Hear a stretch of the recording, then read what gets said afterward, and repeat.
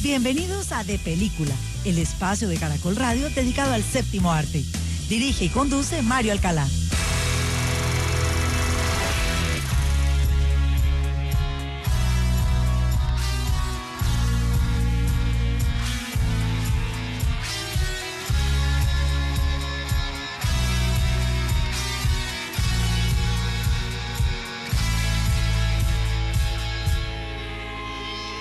Un saludo muy especial a todos los oyentes de Caracol Radio en Colombia y en el exterior en este sábado 21 de diciembre de 2024. Y a partir de este momento comienza De Película, el espacio del Grupo Prisa dedicado al séptimo arte, porque la única sala de cine en la radio de nuestro país es De Película. Todos ustedes, nuestros amables oyentes, nos pueden seguir escribiendo en nuestras redes sociales.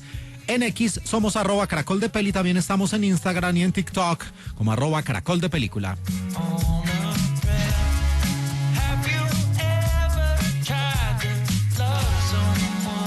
Esta banda de rock estadounidense, también navegando los terrenos del alternativo, se formó por allá en 1996 en Akron, Ohio, en los Estados Unidos, los famosos Black Keys, que aquí los escuchamos con esta rola Shine a Little Light, y que hace parte del soundtrack de la banda sonora de una de las películas que hablaremos hoy y mañana aquí en Caracol Radio.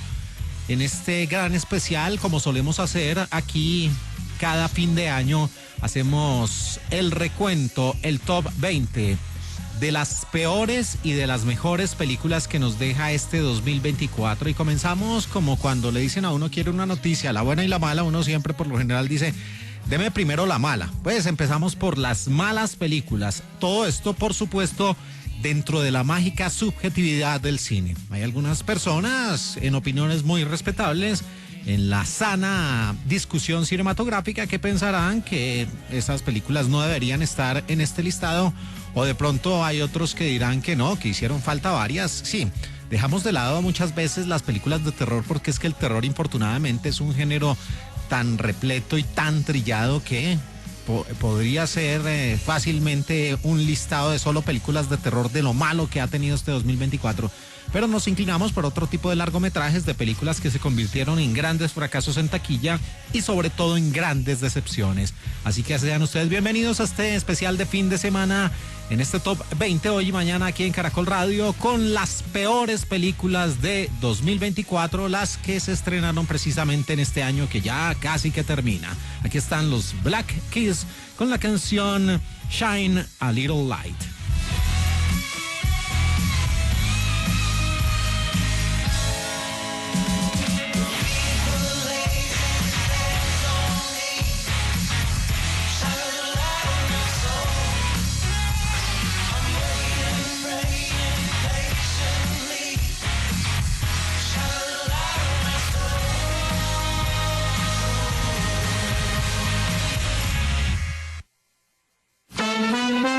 Número 20.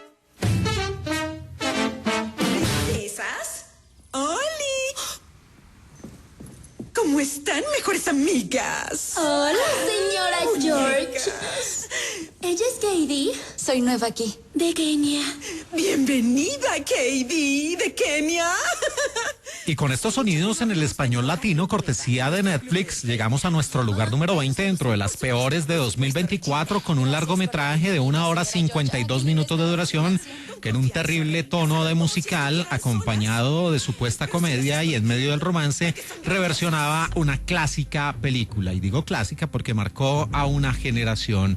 Estos sonidos pertenecen a la titulada originalmente Mean Girls y que se presenta en Netflix como Chicas Pesadas.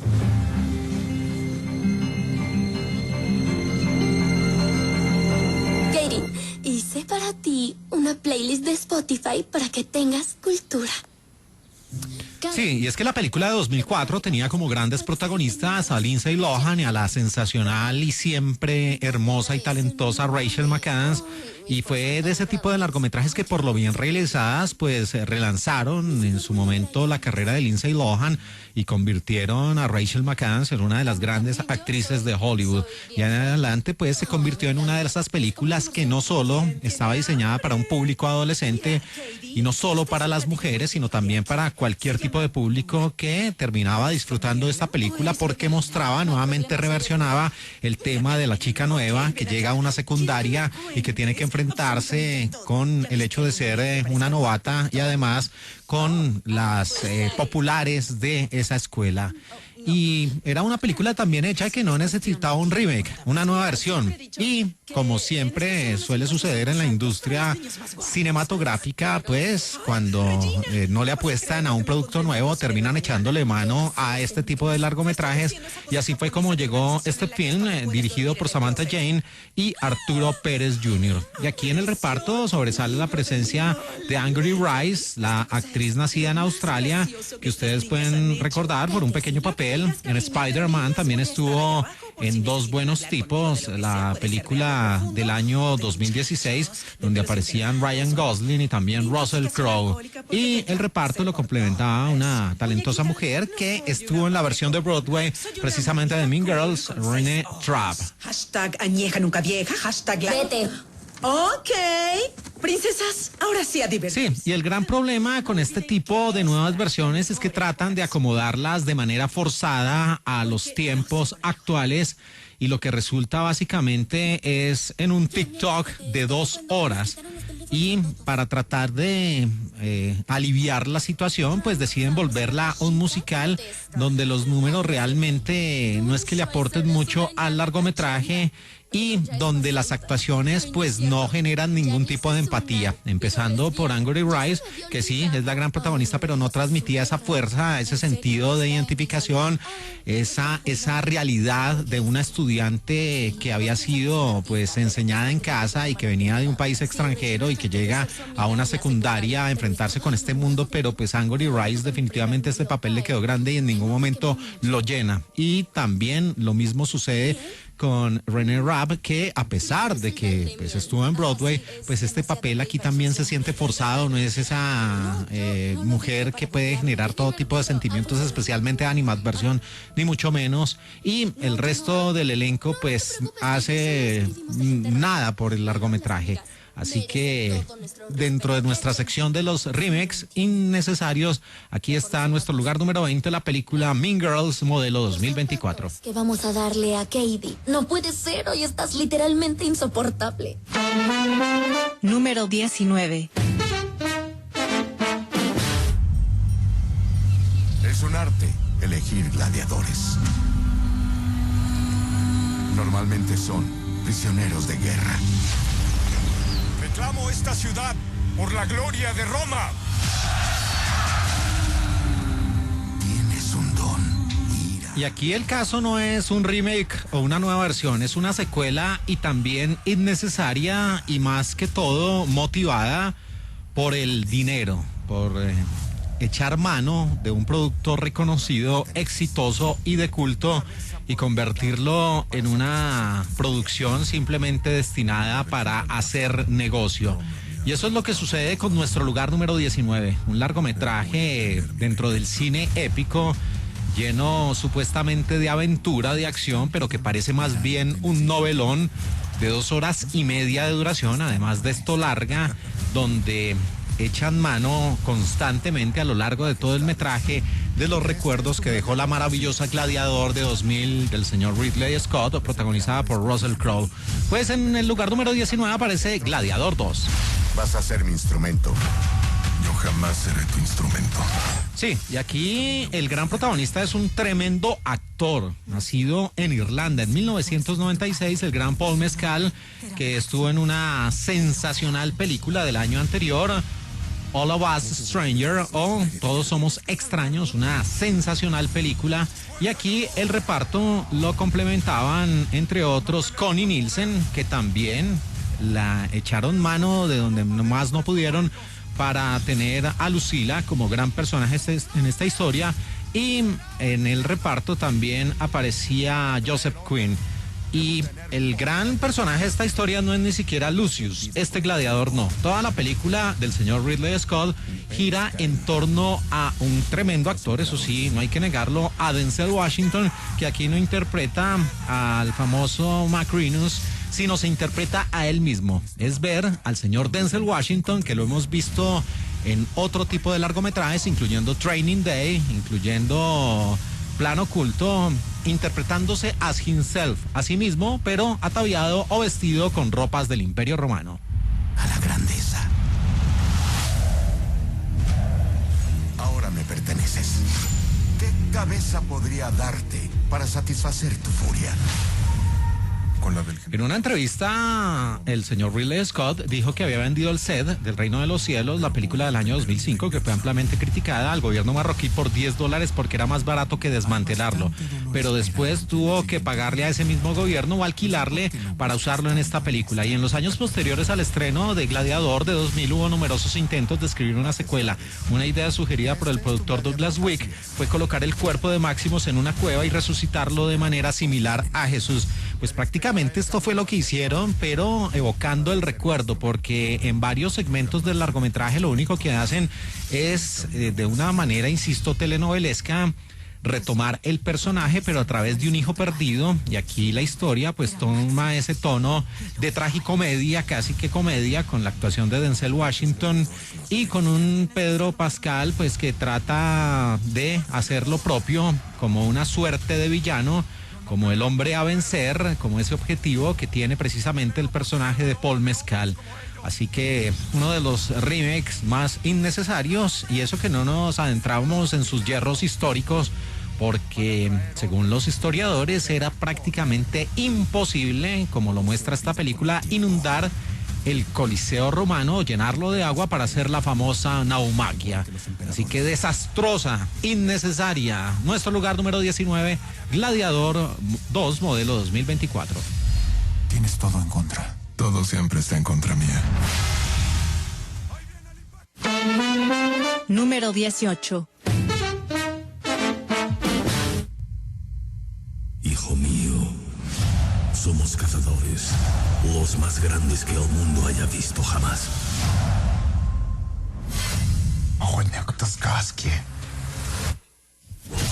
Sí, otra salida en falso, y parece afortunadamente que fue la última, de acuerdo a el desastre que representó en taquilla y en la crítica. Otro de esos antihéroes o villanos venidos de el universo del arácnido más famoso de Marvel, del famoso Spider-Man. Y con estos sonidos que tenemos de fondo en su tráiler en el español latino, hablamos de ese desastre de 2 horas 7 minutos de duración, navegando los terrenos de la acción, el cine de villanos, de antihéroes y el suspenso. La película titulada Kraven the Hunter o Kraven el Cazador.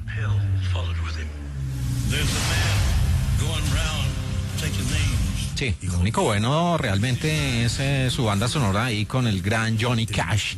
En esta producción que tuvo como directora J.C. Chandor y como gran protagonista un actor muy talentoso, pero que poco o nada podía hacer con este papel tan insípido, Aaron Taylor Johnson, el hombre nacido en Inglaterra en 1990, que hizo la famosa Kick-Ass en sus 2 entregas de 2010 y 2013, y también ese biopic de una parte de la vida de John Lennon en Nowhere Boy del año 2008-2009. Y el reparto lo complementaban, entre otros, Ariana DeBose, también Alessandro Nivola y Russell Crowe, que hace papá de todo, papá de Hércules, papá de Superman y aquí papá de Kraven the Hunters. Otro hombre más que caza en busca de un trofeo.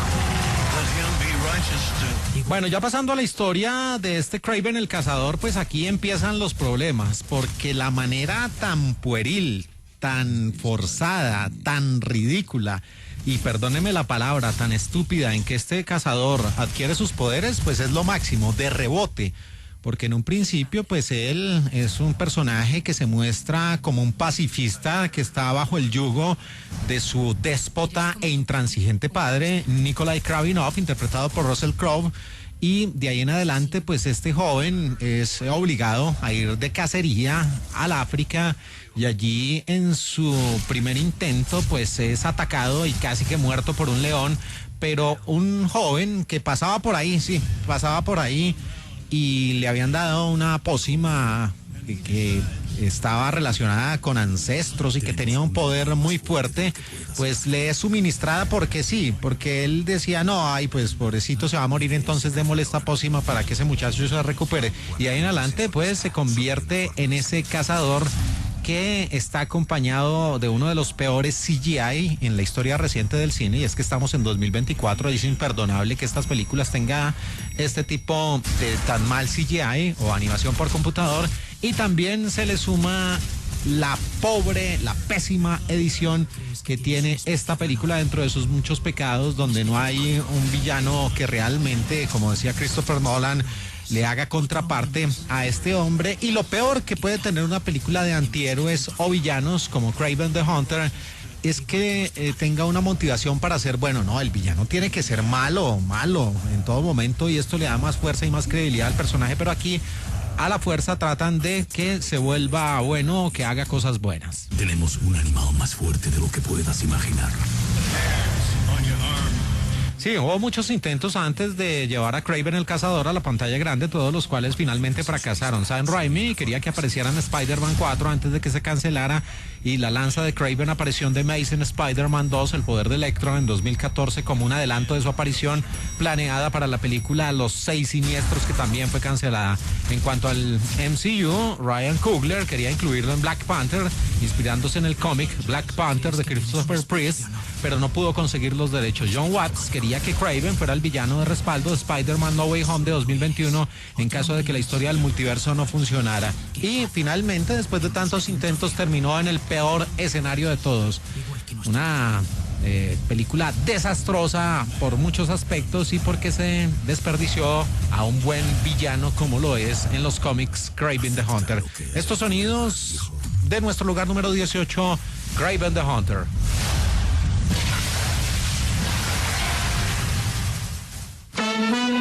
Número 17. Atención, por favor, escuchen. Quiero darles la bienvenida a nuestros amigos. Me gustaría darles estos pequeños regalos que hice. Yo sé que todos vienen de lugares mucho más ricos y sofisticados que este. Lugar número 17, y es que con el realizador, con el director de este par de entregas, sucede lo mismo que con muchos políticos, que sus defensores a ultranza, prácticamente enceguecidos, no pueden tener una opinión objetiva, y todo lo que hace este personaje pues resulta siendo maravilloso, perfecto, y eso le ha sucedido a Zack Snyder, que no podemos negar que es un gran director, ha tenido aciertos, ha tenido muy buenas películas, pero también ha tenido varias salidas en falso, y allí es donde aparecen esos fanáticos enceguecidos a defender todo lo que hace Zack Snyder, y por supuesto viene el hate y viene esa discusión que ya está muy de moda con el lanzamiento del tráiler de Superman Legacy, de que van a extrañar Man of Steel y que como Zack Snyder no hay ninguno, y también él fue uno de los artífices de la desaparición del famoso universo extendido de DC. Y cuando se le da la oportunidad de hacer trabajos al margen de los superhéroes en otros ámbitos, pues demuestra que no es tan buen director como muchos lo pintan, y eso pues quedó más que demostrado con esta saga estelar y de sci-fi que empezó en 2023 con Rebel Moon, y que en 2024 superó con creces lo nefasto que fue la primera y lo terrible que fue su segunda parte. De 2 horas 2 minutos de duración, el título original Rebel Moon Part 2, The Scaregiver, o La Guerrera que deja marcas. Eres nuestro corazón y nos das esperanza. Y la gran protagonista es una mujer que tiene prácticamente como un talento para estar en producciones malísimas, porque es Sofía Boutella, nacida en Argelia y que estuvo en ese desacierto, en ese infame largometraje de 2017, La Momia, con Tom Cruise, y ahora es la gran protagonista como Cora en Rebel Moon parte 1 y 2. Y básicamente resumiendo, pues cuando una casa se construye y los cimientos son débiles, no son sólidos, pues se cae. Y es que desde la primera parte venía con una historia traída de los cabellos que prácticamente parecía una copia descarada de cualquier universo, pero especialmente de Star Wars, ahí también con sus trazos de Duna, y donde básicamente pues es una comunidad que se enfrenta contra un imperio, contra el mundo madre, pero es un sitio donde este mundo madre necesita son granos, ni siquiera algún metal precioso o algún objeto que justifique tremenda invasión y tremenda obsesión por parte de un imperio contra un pequeño planeta, contra un pequeño pueblo, y no, lo que quieren son los granos que producen, como si en realidad no existiera otro planeta, o es que tienen poderes medicinales o también afrodisíacos o algo así. Y la segunda parte lo que terminó fue de enterrar con un relato pues traído de los cabellos a este remedo de saga. Y es que uno de los grandes pecados que cometió esta segunda entrega fue continuar con el mismo villano, pues lo hicieran al estilo de un videojuego donde se avanza a través de niveles y donde el objetivo a vencer resulta siendo más difícil, pero no, aquí tenían que continuar con Ed Skrein como Atticus Noble, como el gran villano, y lo reviven de una forma muy parecida a lo que hicieron con Darth Vader, y de ahí en adelante pues viene el desastre. No, es que de verdad nos da un especial entero para hablar de todo lo mal que hizo Zack Snyder con esta película, que se ocupa en nuestro lugar número 17, Rebel Moon, la guerrera que deja marcas. Atención, hoy comienza la preparación de nuestra defensa. Empezaremos moviendo el... Número 16.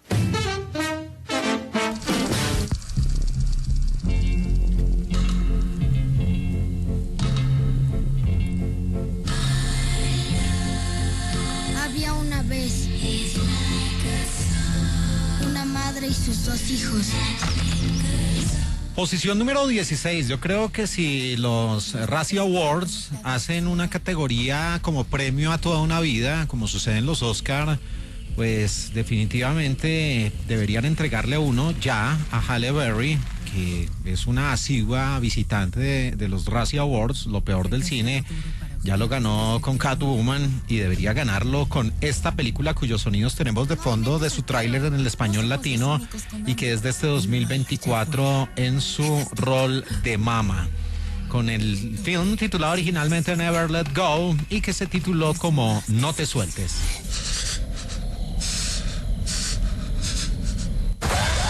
Sí, y ahí está de nuevo el jump scare, ese efecto trillado por parte de los realizadores que no tienen una historia sesuda que contar y que simplemente apelan a crear un momento efímero de tensión y rematarlo con un efecto de sonido. Y Nunca te sueltes o No te sueltes es básicamente reversionar la historia de A Quiet Place. Y aunque sea en A Quiet Place, la película con Emily Blunt y con John Krasinski, pues por lo menos explicaban todo a través de unos alienígenas.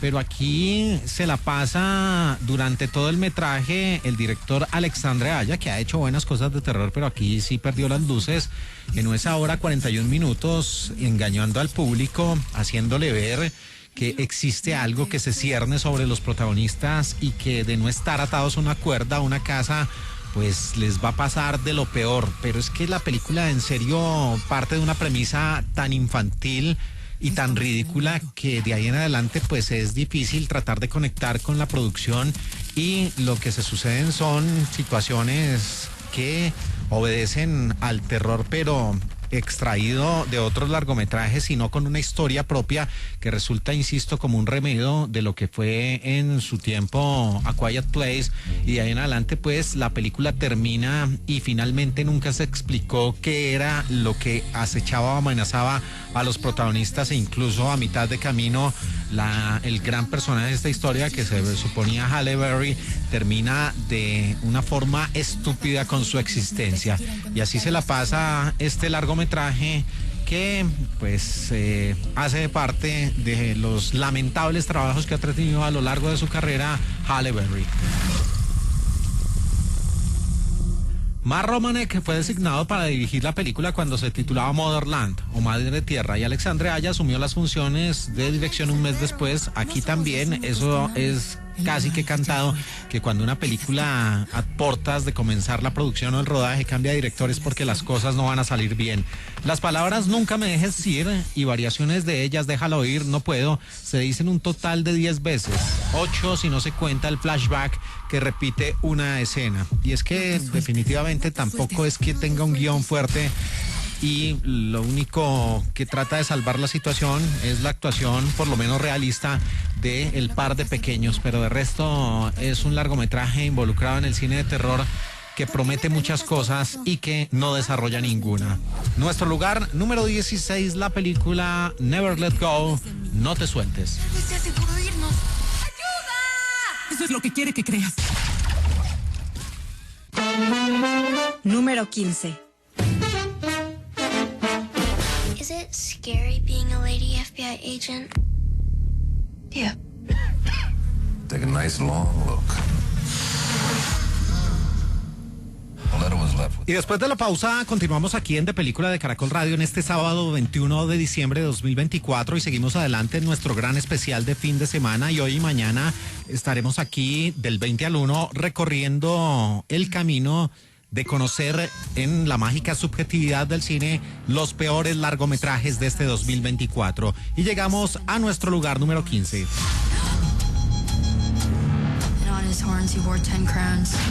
Sí, y ahí una pequeña niña le decía a una agente del FBI si le daba miedo pertenecer y hacer investigaciones para este cuerpo de investigación del gobierno de los Estados Unidos. Y estos sonidos que tenemos en su idioma original pertenecen al tráiler de un tipo de producción que realmente tiene un hype que uno no se explica si es una cuestión de mercadeo o si hay personas detrás de ello tratando de cazar e engañar a incautos para que asistan masivamente a las salas de cine, haciéndoles creer que se trata de una obra maestra o de una película disruptiva o de un largometraje que realmente va a cambiar o le va a aportar al género del terror. Y eso es lo que sucede, y por eso la incluimos en nuestro conteo, porque no se compadece que una película venga precedida de tanto hype y que sea tan pretenciosa y tan lamentable. Y eso sucede con la producción Long Legs de 2024.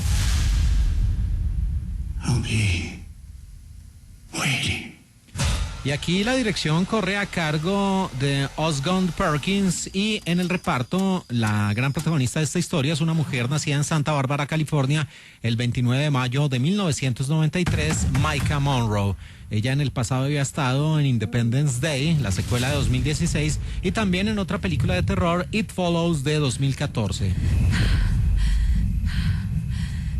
Y el villano de esta historia, que puede ser de lo más ridículo, lo más exasperante y que no genera terror sino animadversión, lo hace el señor Nicolas Cage.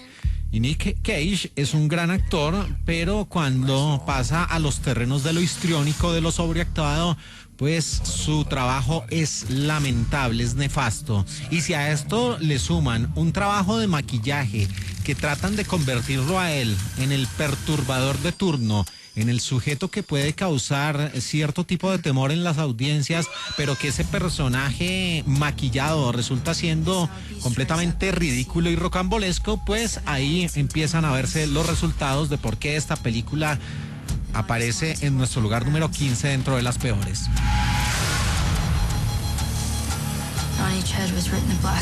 Y lo que hace Long Legs es, entre otras cosas, convertirse en una película cóctel. Sí, de esas producciones que toman elementos de otros grandes largometrajes y lo que hacen ahí es un pastiche, una mezcolanza, un collage, pero que no lo hacen bien, no lo hacen de la manera correcta.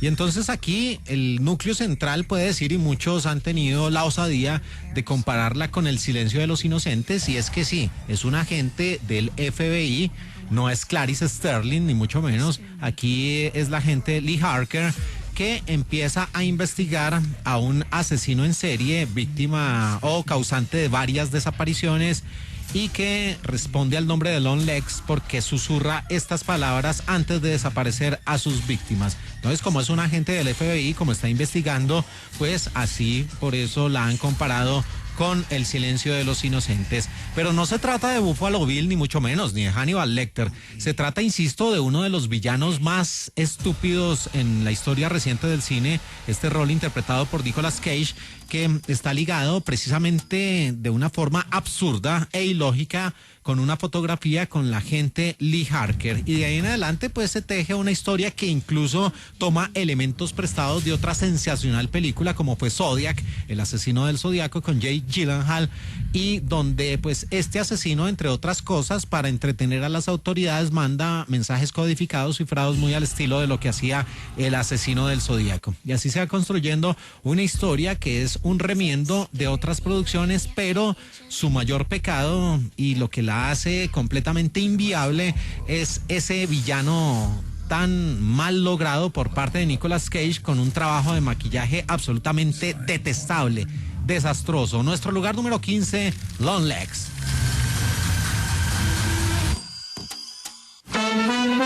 Número 14. Buenas tardes, señor Reed. ¿Le interesa saber sobre la Iglesia de Jesucristo? Sí. ¡Wow! No, lee más que nosotros. No lo puedo creer, señor Reed. Sí que lee.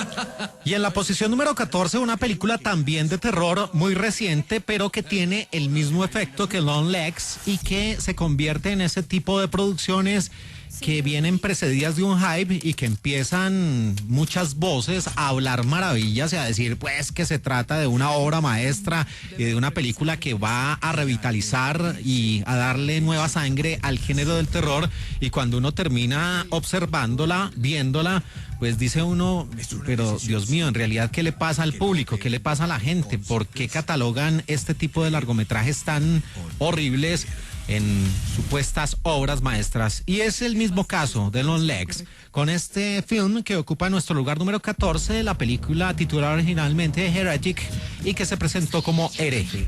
¿Qué crees que quiera? Creo que nos está analizando. Sí, y si algún tipo de público dice, no, lo que pasa es que resulta muy interesante ver a uno de los grandes galanes de las comedias románticas, de las chick flicks, asumiendo un papel de terror como lo hizo para esta película Hereje el señor Hugh Grant, que sí, lo recordamos por 4 bodas y un funeral y un lugar en Notting Hill, y que aquí se convierte en el perturbador señor Reed.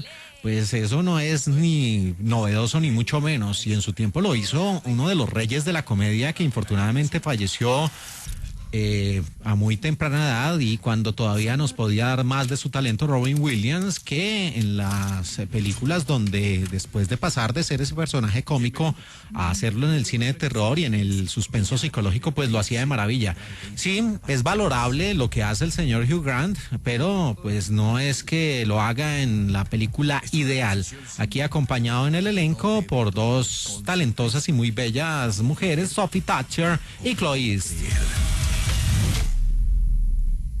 ¿Qué pasa si escogemos la incorrecta? Sí, y básicamente todo empieza a caerse en el momento en el cual uno como público en un largometraje empieza a elaborar teorías y a decir o a tratar de comportarse como los protagonistas o las protagonistas en este caso, y cuando ellas no obedecen a la lógica, a un sentido de supervivencia, a un instinto de preservación.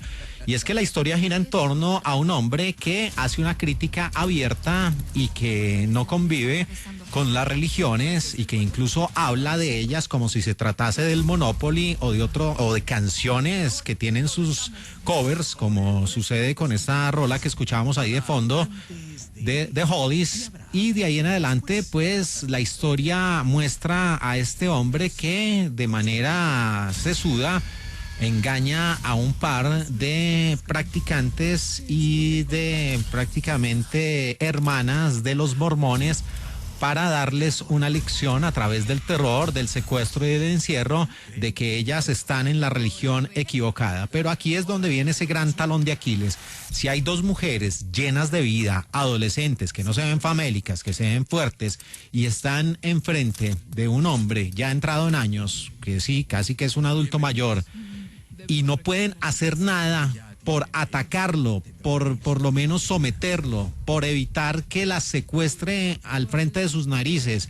Y entre las dos tratar de poner resistencia y tratan de justificar esto donde el director o el guionista dice que lo hacen porque ellas profesan la no violencia, pues ahí empieza a caerse esta historia. Y lo que en un principio puede ser perturbador a través de elaborados y forzados discursos acerca de las religiones y todo esto, termina en su clímax y en su tercer acto cayendo en los mismos errores, en las mismas secuencias trilladas y manidas de cualquier película de terror, de cualquiera, donde aparecen espectros, donde aparecen trucos y donde tratan de salvar la situación al final, explicando todo a través de flashbacks, o donde una de las protagonistas ahí sí se le ilumina la mente y dice, ay no, lo que pasa es que nos engañó porque hizo esto, esto y esto. Sí, una película también completamente sobrevalorada, y estas sí son las peores. Las que son malas, pues uno sabe a lo que va, pero cuando una película resulta siendo pretenciosa y sobrevalorada, pues da mucho más coraje, como dicen los mexicanos.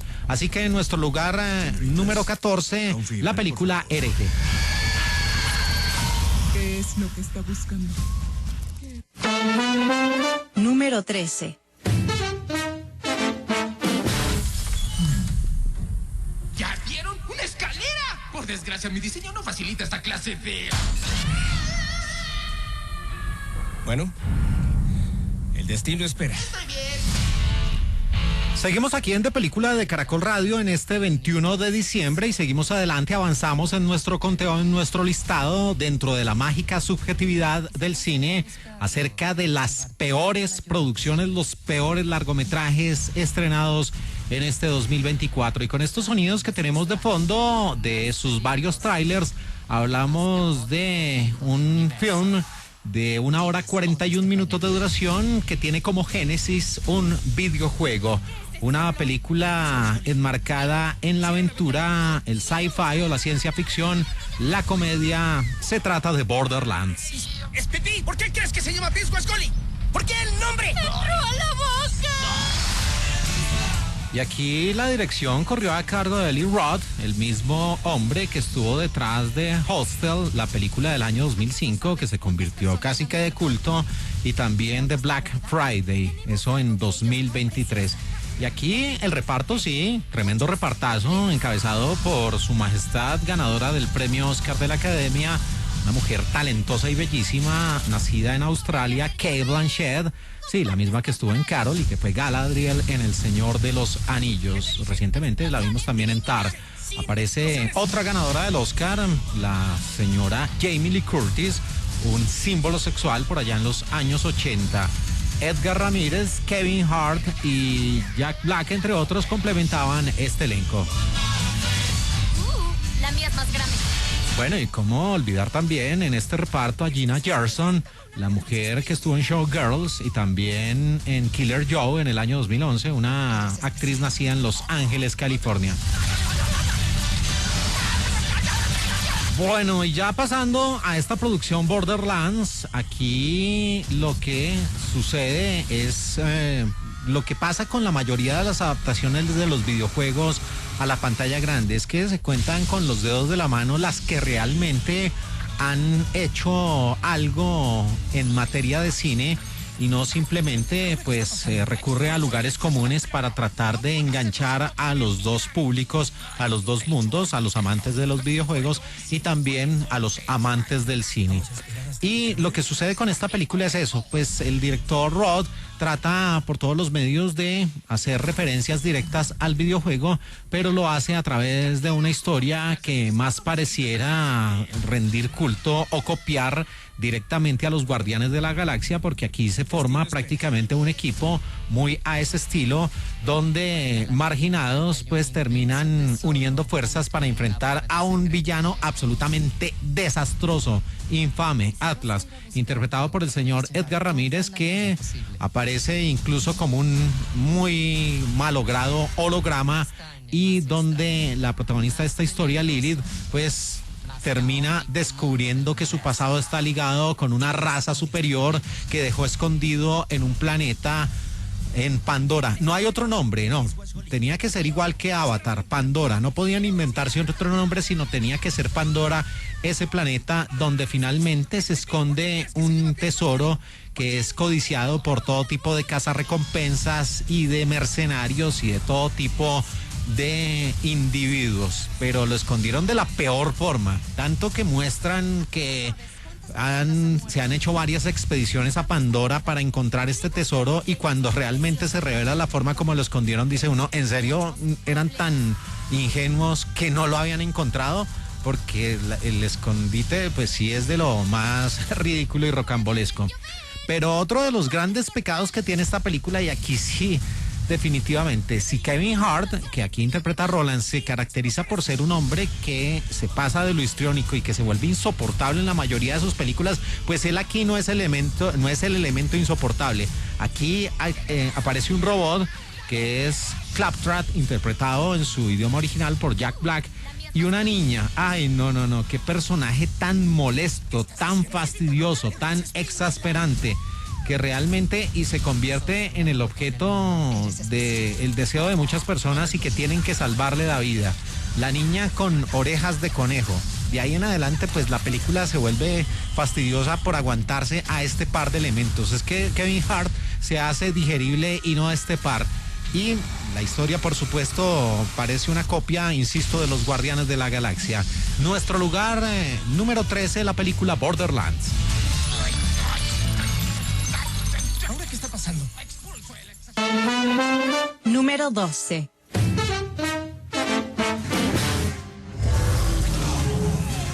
Semáforo rojo. El botón es pregunta, le ayudo con su equipaje y el fotón responde, ay, gracias, pero no cargo nada. Wow. Oigan, ¿qué tal un poco de ventilación? Lugar número 12. Estos sonidos son cortesía de la plataforma Max, con una película que hace parte de una franquicia desgastada y que sigue apelando al recuerdo y que no despega como una obra que pueda ofrecer algo realmente entretenido y novedoso.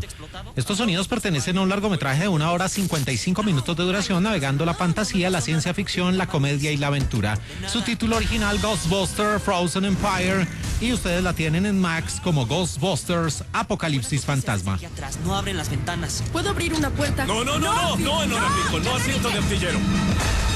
Y aquí la dirección corrió a cargo del señor Gil Kenan, y en el elenco aparecían Paul Rudd, que venía de Afterlife, también McKenna Grace, Finn Hallward, el famoso actor que vimos en It y también en otra producción que fue realmente taquillera y que fue de las más vistas en el streaming, como Stranger Things. También en este elenco aparecía Kumail Nanjiani, y por supuesto tenían que echar mano de los ya clásicos Bill Murray, Dan Aykroyd, entre otros. Sí, hasta Ernie Hudson estaba en este elenco. Tengo que cazar a un fantasma. Ni hablar, eso estuvo cool. Gary, por favor. Bueno, ya pasando a la historia, aquí aparece el descubrimiento dentro de las obviedades y los temas trillados en el cine de un antiguo artefacto que termina desatando una fuerza maligna. ¿Y quiénes son los llamados a solventar, a salvar la situación? Estos cazafantasmas, nuevos y veteranos. Sí, porque insisto, no han podido dar el paso de apelar a la nostalgia, de seguir refritando lo que hicieron en Afterlife, pues era medianamente pasable, que incluso ahí con un trabajo de CGI revivieron a uno de los ya fallecidos, pero pues no han querido dar ese salto porque saben que no les da la historia para más, que estos cazafantasmas no generan ningún tipo de empatía. Paul Rudd sí es un gran actor, es un tipo carismático, es un tipo simpático, pero en otras franquicias como Ant-Man en el MCU, pero aquí él no tiene la fuerza suficiente, ni Carrie Coon, y mucho menos Finn Wolfhard y McKenna Grace, que por el contrario se convierten en esos personajes exasperantes que uno dice, pero ¿quién los invitó a esta fiesta? ¿Por qué los llamaron?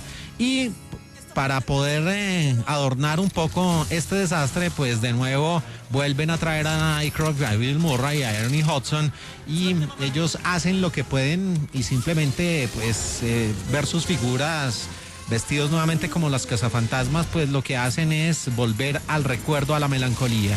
Pero aquí este nuevo equipo se convierte en algo realmente insoportable y la acción es aburrida, el diálogo es aburrido y todo se limita a que un niño irresponsable libera a un dios malvado, pero todo se perdona porque eso es lo que hace que la película sea en un tono más familiar. Y el salvador de la humanidad, muy al estilo de ese nefasto personaje de la quinta entrega de Indiana Jones, pues en 5 minutos de práctica se vuelve en el salvador de la humanidad. Ni siquiera hay un proceso para que este personaje sea realmente creíble y en 5 minutos lo resuelve todo. Y el tipo malvado del cual se habla y se habla a lo largo del largometraje se ve apenas en la parte final de la película, apenas en el 1% de la película, y es fácilmente eliminado, así como sucedió en Juego de Tronos cuando se hablaba de los habitantes más allá del muro y de ese dios del hielo, y que finalmente lo eliminaron de la forma más pueril.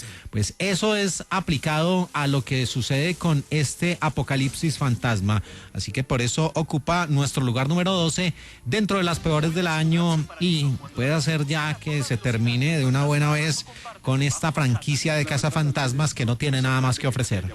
Los cazafantasmas no habían hecho tantos destrozos desde la debacle de la Estatua de la Libertad en 1989. Número 11. ¡Dementos! ¡Mira lo que me encontré!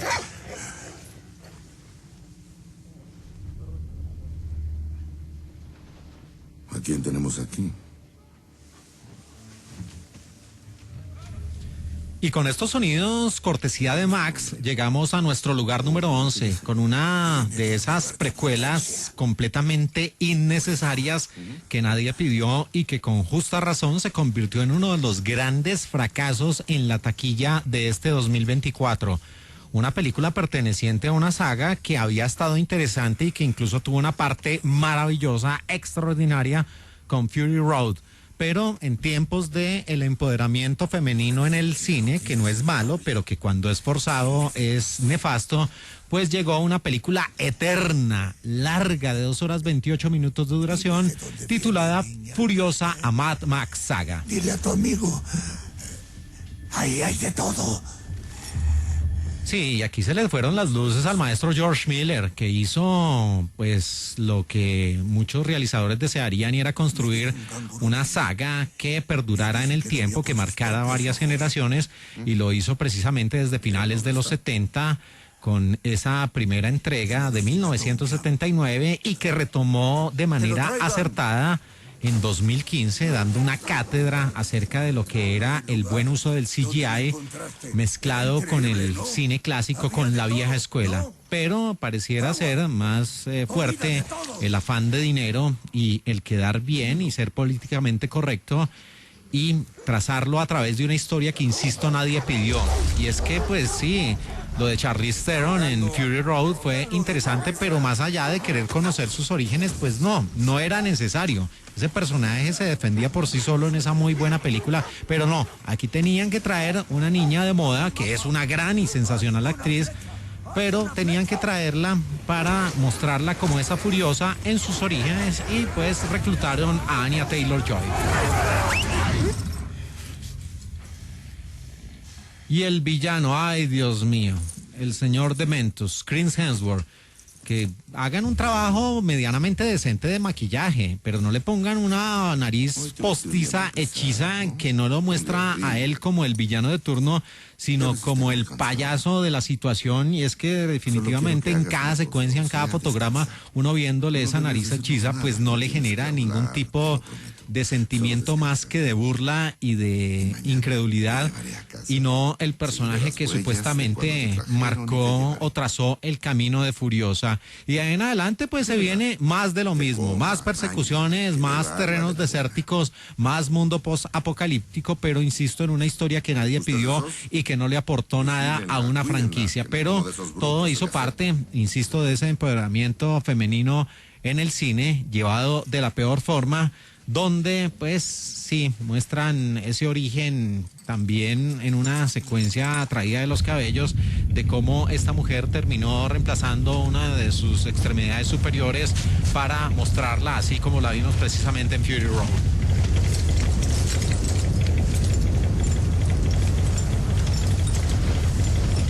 Y George Miller dijo que el guión de esta película ya estaba completo antes de que se rodara Mad Max Fury Road en 2015. Para contar esta historia de manera coherente teníamos que saber todo lo que sucedió en el tiempo anterior.